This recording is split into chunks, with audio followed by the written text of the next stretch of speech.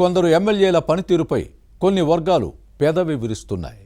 వైసీపీకి ఎన్డీఏకి పెద్ద తేడా లేదనే భావం ప్రజల్లో ప్రబలే అవకాశం లేకపోలేదన్న ఆందోళన వ్యక్తమవుతోంది. శాసనసభ్యుల్ని కట్టడి చేయడంతో పాటు క్రియాశీలకంగా పనిచేసే అధికారుల్ని పెట్టుకోకపోతే ప్రమాదమన్న సంకేతాలు వస్తున్నాయి. డేంజర్ బెల్స్ మోగక ముందే జాగ్రత్తలు తీసుకోవాలని కొందరు సూచిస్తున్నారు.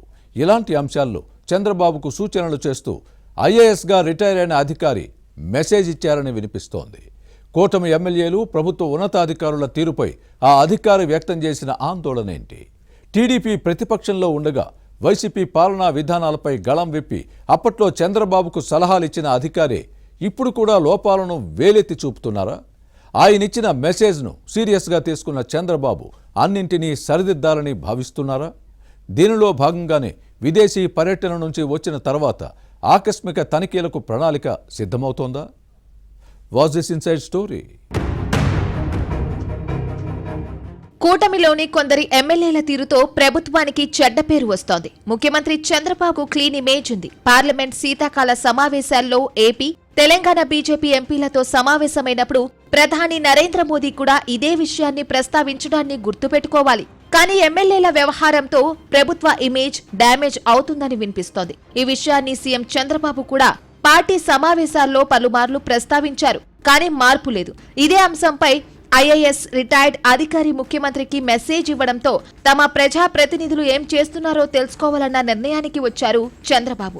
దందాలతో చెలరేగిపోతున్నారన్నది ఆ మెసేజ్ సారాంశం. ఐఏఎస్, ఐపీఎస్ అధికారుల తీరును ప్రస్తావించడంతో అందుకే అందరినీ సెటరైట్ చేసేందుకు ఆకస్మిక తనిఖీలకు సిద్ధమవుతున్నారు. అలాంటి వారిని దారిలో పెట్టాలని భావిస్తున్నారు. వైసీపీ అరాచక పాలనపై చాలా మంది గళం విప్పారు. 2019లో అధికారంలోకి వచ్చిన వెంటనే టీడీపీ సర్కార్ కుదుర్చుకున్న విద్యుత్ కొనుగోలు ఒప్పందాలను అప్పటి సర్కార్ రద్దు చేసింది. 3 రాజధానులపై మూర్ఖపు నిర్ణయం తీసుకుని రాష్ట్రాన్ని అబాసుపాలు చేసింది.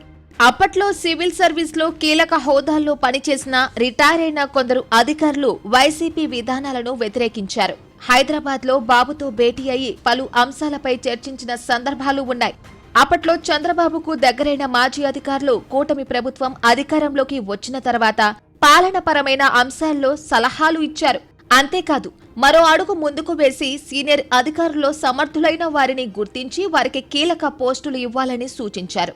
ఇటీవల ఏపీలో జరుగుతున్న కొన్ని పరిణామాలను వారు జీర్ణించుకోలేకపోతున్నారు. 2014 నుంచి 2019 వరకు టీడీపీ ప్రభుత్వ హయాంలో కీలక పోస్టులో పనిచేసిన ఐఏఎస్ రిటైర్డ్ అధికారి ఇటీవల ముఖ్యమంత్రి చంద్రబాబు నాయుడుకు ఇచ్చిన మెసేజ్ కొన్ని సర్కిల్స్ లో చర్చనీయాంశంగా మారింది. కూటమిలోని ఎమ్మెల్యేల తీరును ప్రస్తావించి కడిగి పారేసినంత పని చేశారని సమాచారం.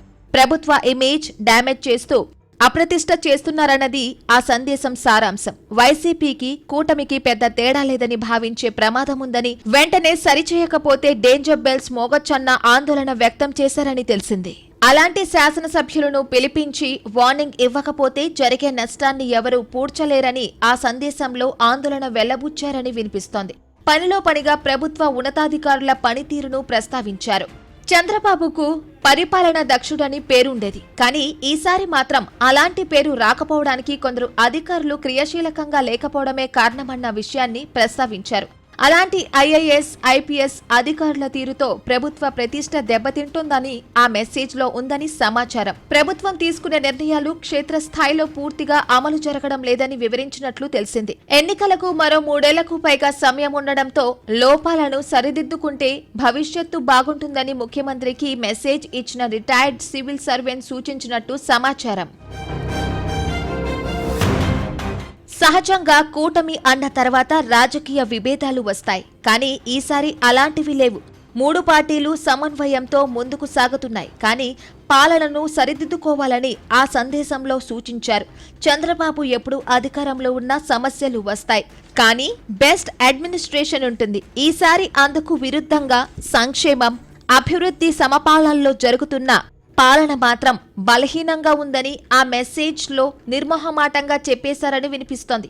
ఆ అధికారి పంపిన సందేశాన్ని సీరియస్ గా తీసుకున్న సీఎం చంద్రబాబు ఈ ఏడాది గేర్ మార్చి స్పీడ్ పెంచాలని నిర్ణయించారు. ఆకస్మిక తనిఖీలు చేపట్టడంతో పాటు పాలనపై దృష్టి పెట్టాలని నిర్ణయించారు. ఎమ్మెల్యేలను ఇప్పటికే ఒకసారి పిలిపించి హెచ్చరించారు. ఇక ఈ దఫా మాత్రం ఒకరిద్దరిపై వేటు వేస్తే మిగిలిన వారు దారిలోకి వస్తారని భావిస్తున్నారు. సీఎం విదేశీ పర్యటన నుంచి తిరిగి వచ్చిన తర్వాత తన మార్క్ చూపించే అవకాశం ఉందని ప్రభుత్వ ఉన్నతాధికారులతో పాటు సీఎం సన్నిహిత వర్గాల్లో వినిపిస్తోంది. ఈ విషయంలో ఎలా ముందుకు వెళ్తారో, ఏం జరుగుతుందో చూడాలి మరి.